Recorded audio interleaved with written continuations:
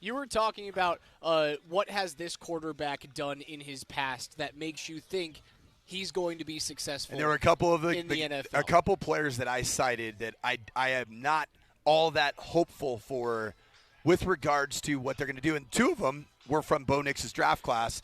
And those two, for me, Caleb Williams, what did you really do in terms of winning championships in college football? And then the other one is Drake Maye. I actually thought the North Carolina program regressed offensively and as a football team under Drake Maye when he took over as a starting quarterback. So he never won anything team-wise, right? Like USC always felt like they underperformed with him, but he did walk away with a Heisman Trophy. Like Jaden Daniels never won anything in college. He did walk away with the Heisman Trophy. Caleb Williams, to be fair, 23-10 as a starting quarterback, and he was at two programs that just seemed to – they historically just win games. At the University of Oklahoma and at USC, and he ends up his final season at USC, ended up, a 7-win team for a USC team that obviously had a ton of issues. See, the difference between Jaden Daniels and Caleb Williams is at USC in 2023, Caleb Williams' final year as a starting quarterback, USC had major defensive problems. I mean, I'm talking major defensive issues.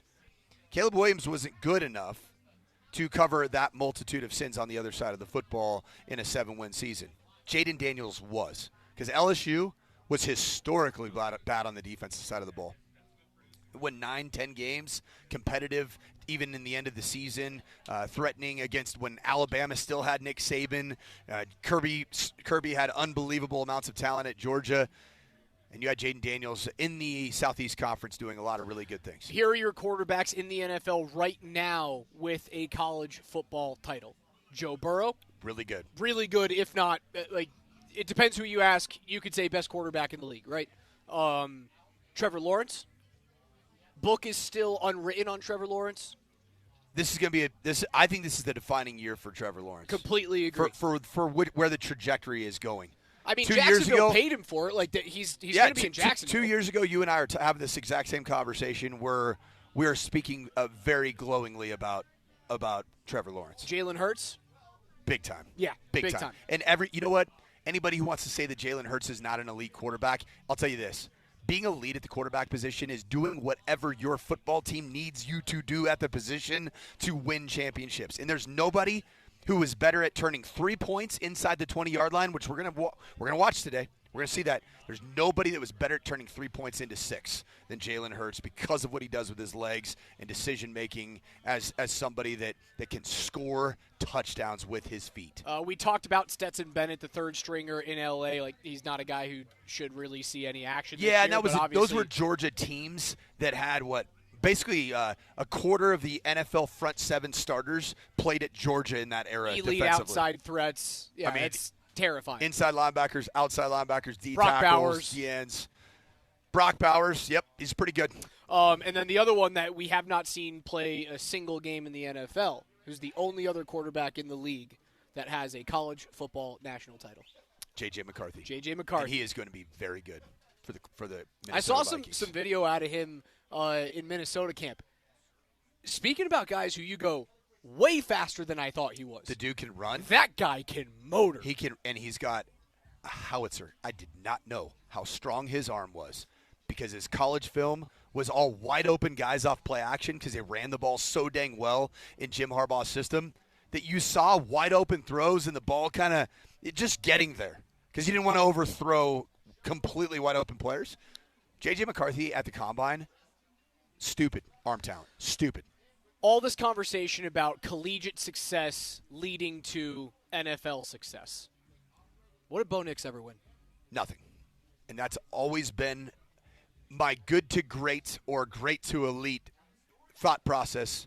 And there are plenty of examples in the National Football League that can talk me off the ledge here. Patrick Mahomes namely the never best won quarterback anything. in the NFL. Aaron Rodgers never won anything. Bo Nix as a college quarterback. Did Matthew Stafford ever win an SEC title with Georgia? No, it was a different era of Georgia. I think didn't that precede Kirby Smart in the bag? Yes. The bag that came with Kirby Smart from Alabama to Georgia to land the best recruits was a real thing.